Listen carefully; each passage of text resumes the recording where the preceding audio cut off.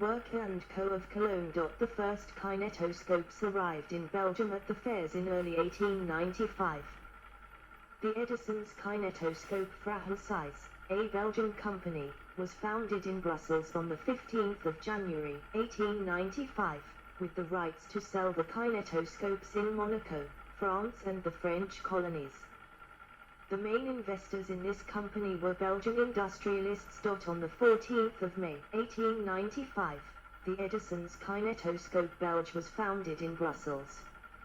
Businessman Ladislas Victor Lewitsky, living in London but active in Belgium and France, took the initiative in starting this business. He had contacts with Leon Gaumont and the American Mutoscope and Biograph Company. In 1898, he also became a shareholder of the Biograph and Mutoscope Company for France. 100. Edison's film studio made nearly 1,200 films. The majority of the productions were short films showing everything from acrobats to parades to fire calls, including titles such as Fred O.T.T.'s Sneeze, 1894, The Kiss, 1896, The Great Train Robbery, 1903, Alice's Adventures in Wonderland, 1910, and the first Frankenstein film in 1910. In 1903, when the owners of Luna Park, Coney Island announced they would execute Topsy the elephant by strangulation, poisoning, and electrocution, with the electrocution part ultimately killing the elephant, Edison Manufacturing sent a crew to film it, releasing it that same year with title Electrocuting an Elephant. A Day with Thomas Edison, 1922. As the film business expanded, competing exhibitors routinely copied and exhibited each other's films. 101.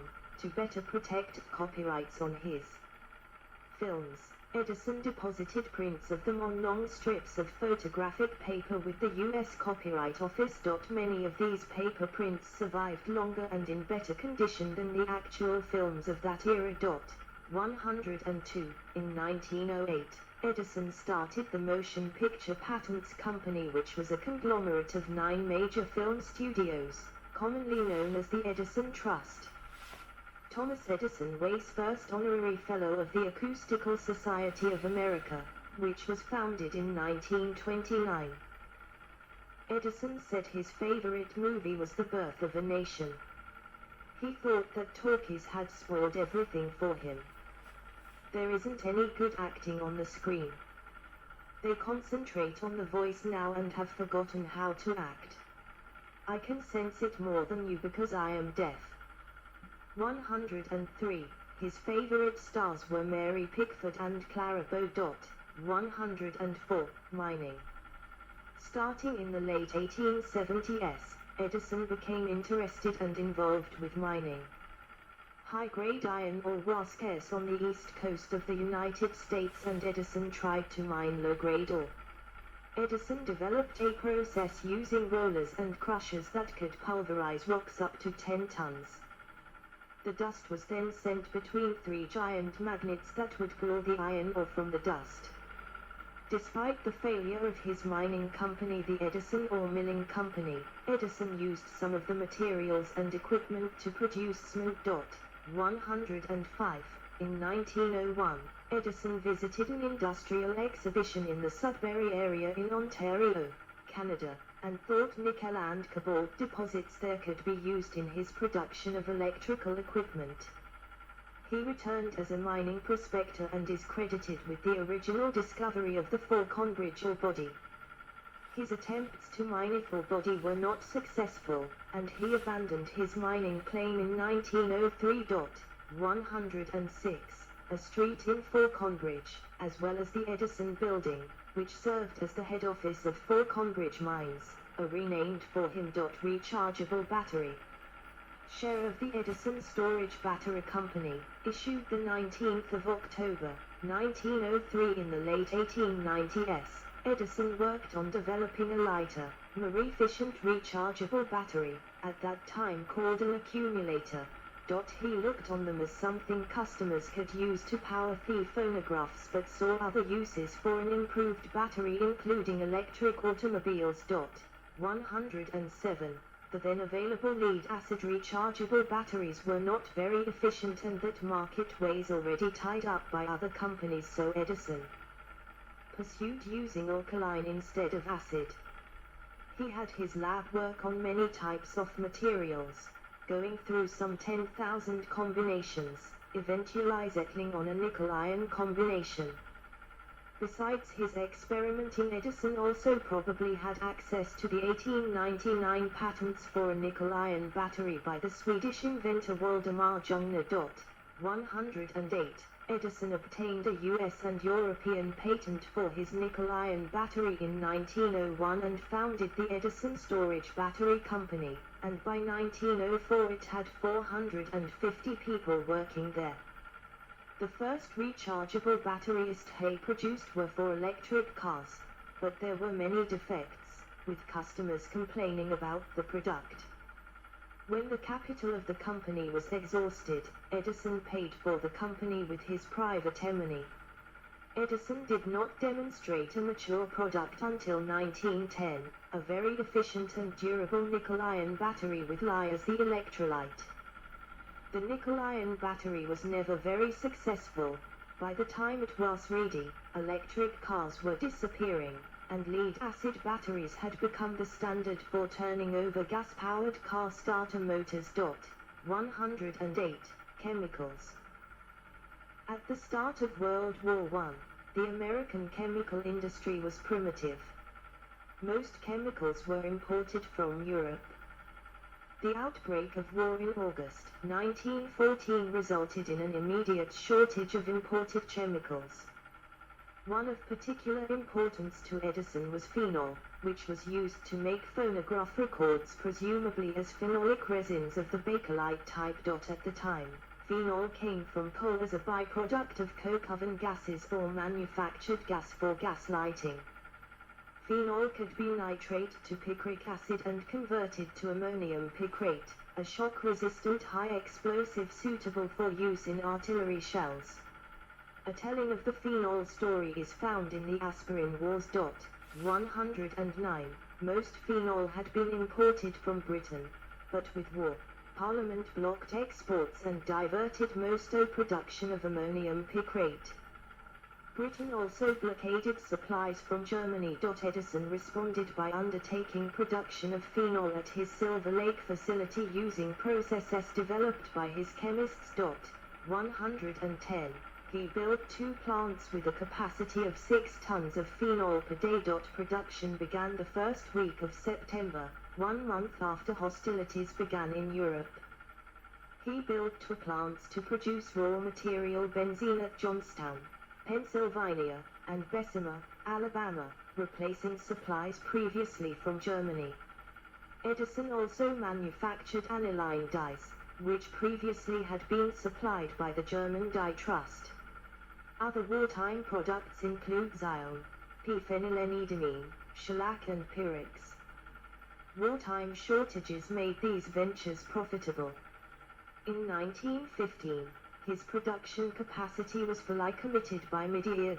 Phenol was a critical material because 2 derivatives were in high growth phases.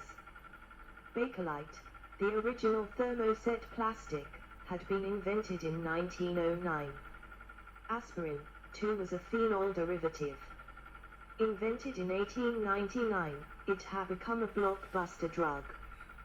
Bayer had acquired a plant to manufacture in the U.S. in Rensselaer, New York, but struggled to find phenol to keep their plant running during the war. Edison was able to oblige. Bayer relied on chemist Fabrik von Hayden, in Piscataway, New Jersey, to convert phenol to salicylic acid, which they converted to aspirin. See Great Phenol Plot. It is said that German companies bought up supplies of phenol to block production of ammonium picrate. Edison preferred not to sell phenol for military uses. He sold his surplus to Bayer, who had it converted to salicylic acid by Hayden, some of which was exported. Spirit phone.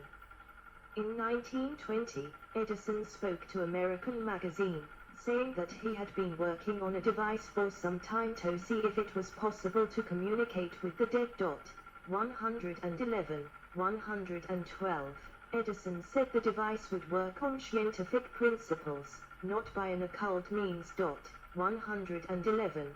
The press had a field day over Edison's remarks. 112, 111. The actual nature of this invention remained a mystery, as there were no details revealed to the public. In 2015, Philippe Bourdain, a French journalist, found a copy of Edison's diary in a thrift store with a chapter not found in the previously published editions.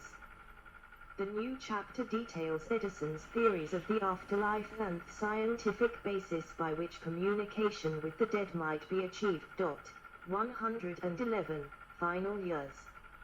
Henry Ford, the automobile magnate, later lived a few hundred feet away from Edison at his winter retreat in Fort Myers.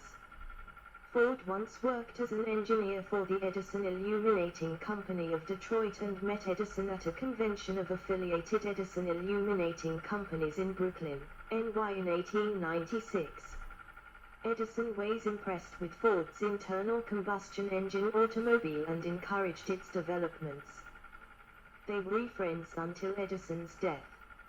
Edison and Ford undertook annual motor camping trips from 1914 to 1924. Harvey Firestone and naturalist John Burroughs also participated.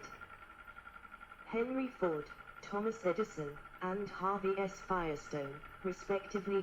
Fort Myers, Florida, the 11th of February, 1929. In 1928, Edison joined the Fort Myers Civitan Club. He believed strongly in the organization, writing that the Civitan Club is doing big things for the community, state, and nation, and I certainly consider it an honor to be numbered in its ranks. 113. He was an active member in the club until his death, sometimes bringing Henry Ford to the club's meetings. Edison was active in business right up to the end. Just months before his death, the Lackawanna Railroad inaugurated suburban electric train service from Hoboken to Montclair, Dover, and Gladstone, New Jersey. Electrical transmission for this service was by means of an overhead catenary system using direct current, which Edison had championed. Despite his frail condition, Edison was at the throttle of the first electric multiple unit train to depart Lackawanna Terminal in Hoboken in September 1930, driving the train the first mile through Hoboken Yard on its way to South Orange. 114. This fleet of cars would serve commuters in northern New Jersey for the next 54 years until their retirement in 1984. A plaque commemorating Edison's inaugural ride can be seen today in the waiting room of Lackawanna Terminal in Hoboken, which is presently operated by NJ Transit. 114. Edison was said to have been influenced by a popular fad diet in his last few years. The only liquid he consumed was a pint of milk every 3 hours. 53. He is reported to have believed this diet would restore his health. However, this tale is doubtful. In 1930, the year before Edison died, Miner said in an interview about him, "Correct eating is one of his greatest hobbies." 115. She also said that during one of his periodic great scientific adventures, Edison would be up at 7 o'clock, have breakfast at 8 o'clock, and be rarely home for lunch or dinner, implying that he continued to have all three. 103. Edison became the owner of his Milan, Ohio, birthplace in 1906. On his last visit, in 1923, he was reportedly shocked to find his old home still lit by lamps and candles. 116. Death.